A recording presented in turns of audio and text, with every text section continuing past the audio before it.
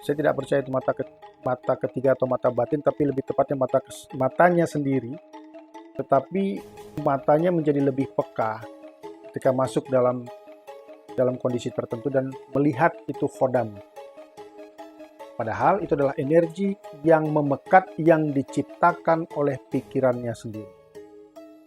Karena keterbiasaan melakukan meditasi yang panjang, hingga pikiran pun jadi menguat, dan seakan-akan mungkin menurut ritual-ritual tertentu, kita memanggil khodam, kita memanggil makhluk halus. Sebetulnya yang terjadi adalah kita menciptakan makhluk itu melalui pikiran kita, dan itulah yang datang.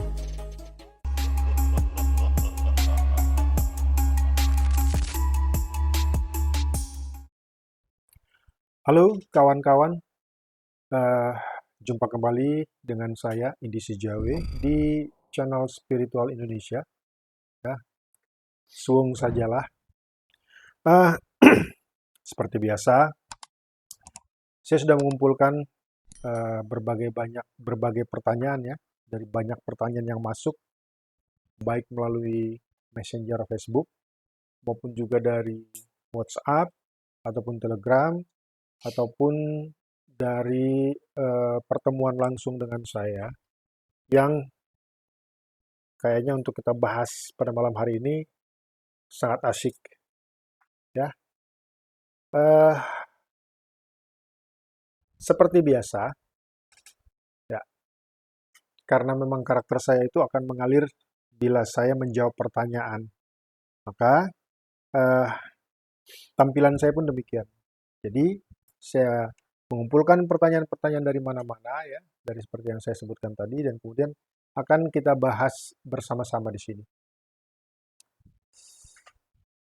Ada dua pertanyaan yang mengenai energi dan juga mungkin kodam ya, akan kita bahas di sini. Pertanyaan pertama itu dari Heriadi, Lampung.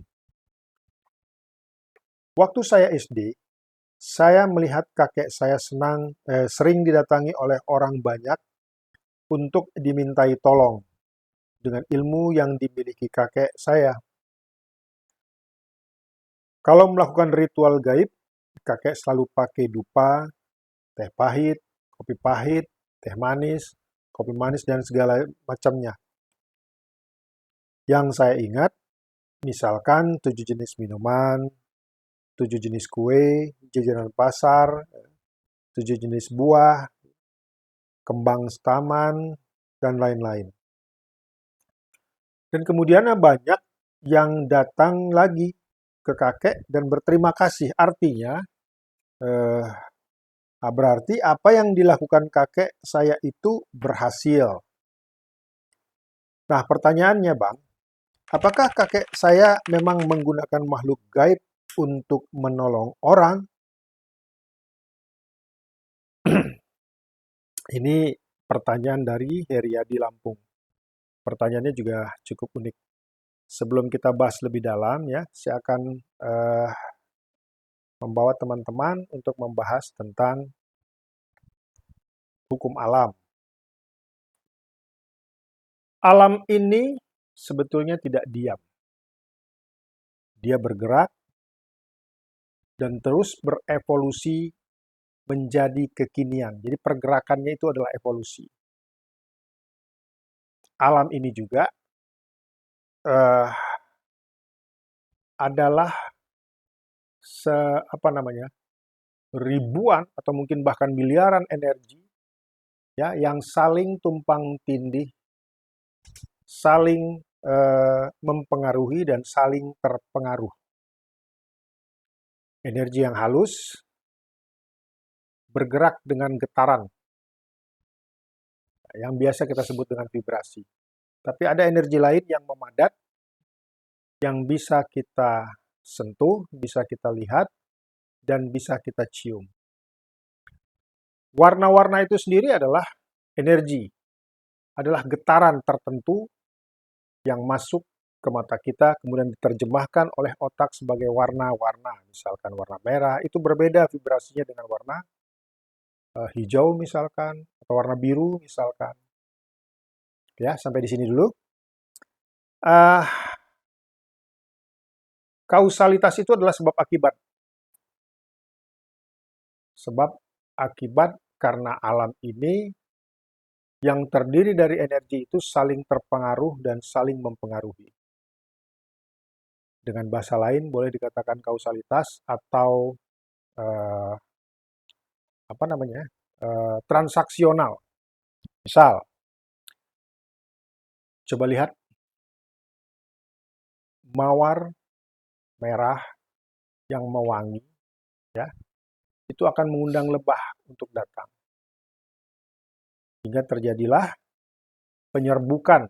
Misalkan walaupun mawar itu tidak menghasilkan buah, tapi penyerbukan itu akan menghasilkan mawar-mawar yang lain nantinya. Namun, mawar harus memerlukan lebah. Artinya, lebahlah yang membuat mawar itu terjadi penyerbukan oleh mawar itu, karena ada lebah. Dan lebah itu juga tidak gratis melakukannya. Dia dibayar oleh mawar itu dengan madu. Begitu seterusnya, ya. Air laut dipanaskan oleh matahari, kemudian menjadi uap, naik ke langit, menjadi awan, kemudian memadat hingga tiba waktunya, kemudian turun lagi ke bumi menjadi hujan. Itu perputarannya. Perputaran sebab akibatnya. Ya. Dan kemudian ada juga hukum alam terhadap kita. Hukum alam terhadap manusianya. Karena sebab kita bagian daripada alam itu sendiri yang berada di dalam bumi. Ya, kita pun sebetulnya terdiri dari energi.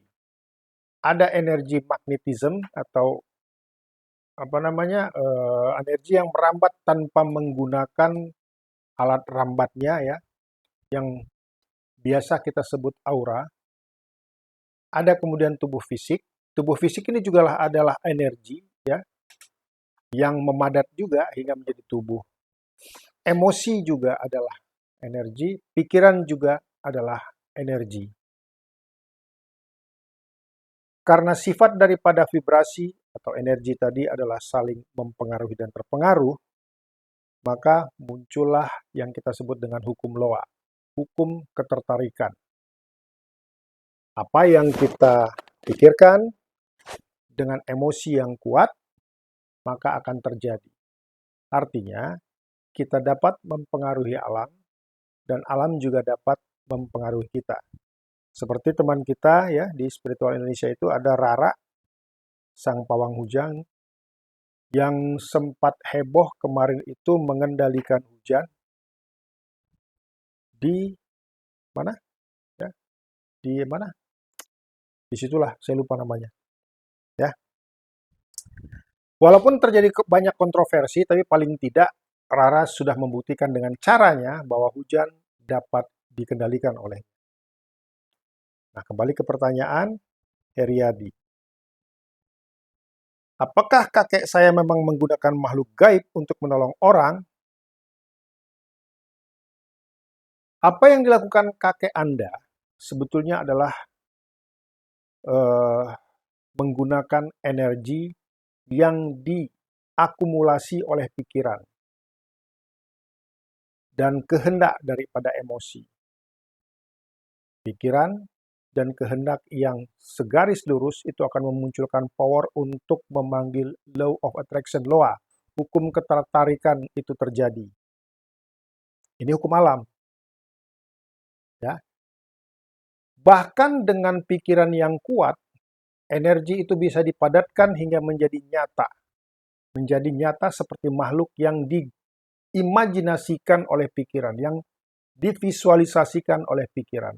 Terlepas apakah kakek menggunakan banyak persyaratan, ritualnya, itu juga adalah alat bantu yang dipercaya oleh kakek untuk menguatkan pikirannya hingga itu terjadi. Ini disebutnya hukum Loa, hukum ketertarikan. Nah, doa pun demikian, prayer, ya, berdoa, Anda sholat, misalkan, kemudian selesai sholat Anda berdoa, itu adalah menggerakkan hukum alam dari kepasrahan Anda, dari kepercayaan Anda untuk berdoa, untuk terjadi. Jadi sebetulnya yang mengabulkan doa atau yang menarik sesuatu itu terjadi karena doa, kondisi terjadi seperti yang Anda inginkan karena doa, itu bukan doa, bukan karena Tuhan, tapi karena Anda percaya kepada Tuhan dengan menggunakan doa tadi. Ya.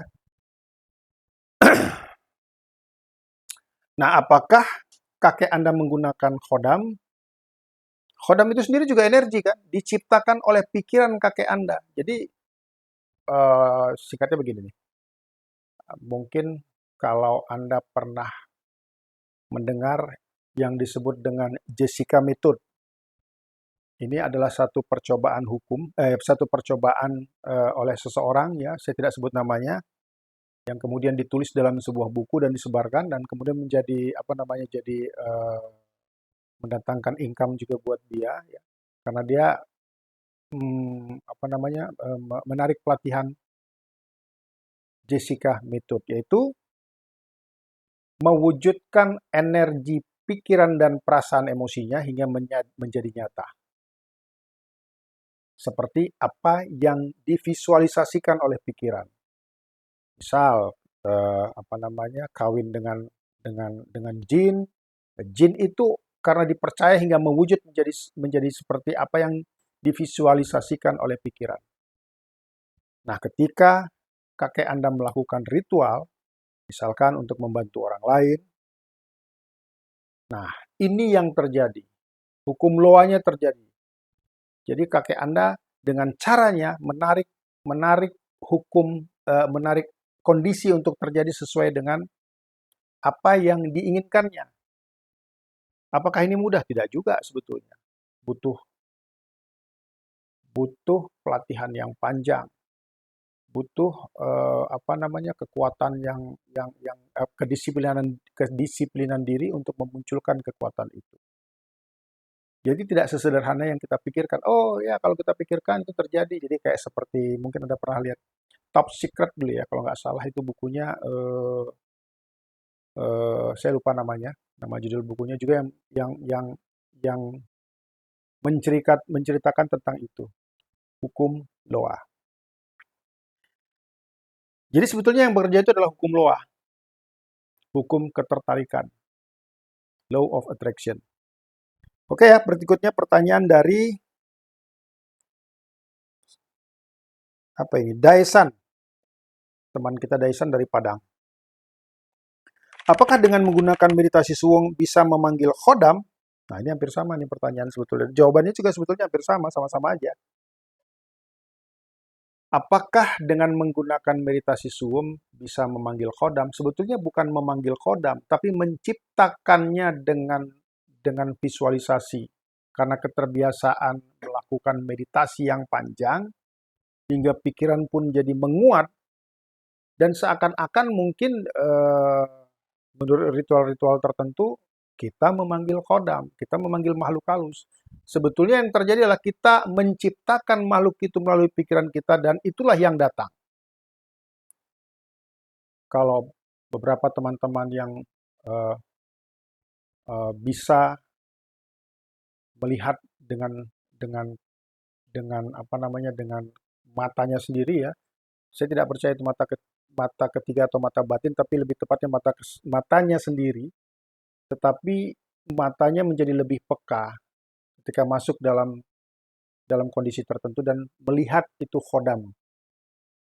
Padahal itu adalah energi yang memekat yang diciptakan oleh pikirannya sendiri. Banyak juga ritual-ritual lain, ya, dari budaya, ya, kearifan lokal seperti suku Dayak, ya, yang percaya bahwa mereka melakukan ritual dengan memanggil roh nenek moyang. Itu cara kerjanya sama. Jadi sebetulnya adalah saintis, metafisik, dan tentu saja bersinggungan dengan hukum fisika kuantum. Demikian teman-teman. Oke teman-teman, Anda yang ingin bertanya juga, ya, Mungkin Anda ingin bertanya, boleh secara japri, tapi saya sarankan untuk nanti di kolom komentar di bawah. Ya, ditulis saja pertanyaan Anda. Kemudian subscribe, dan jangan lupa juga di like, di share ke teman-teman Anda yang lain. Terutama teman-teman kita dari Spiritual Indonesia, ya, teman-teman saya dari Spiritual Indonesia, saya berharap Anda dengan untuk like, untuk subscribe, ya, subscribe, kemudian menyebarkan ke teman-teman kita yang lain. Nanti di segmen berikutnya kita akan bahas yang lain lagi, mungkin bahas tentang meditasi lebih dalam lagi, bahas tentang energi lebih dalam lagi, membahas tentang makhluk-makhluk halus lebih dalam lagi. Terima kasih Anda sudah menonton acara saya, dan saya harap Anda tetap terus mengikuti saya di channel Spiritual Indonesia. Suwung sajalah.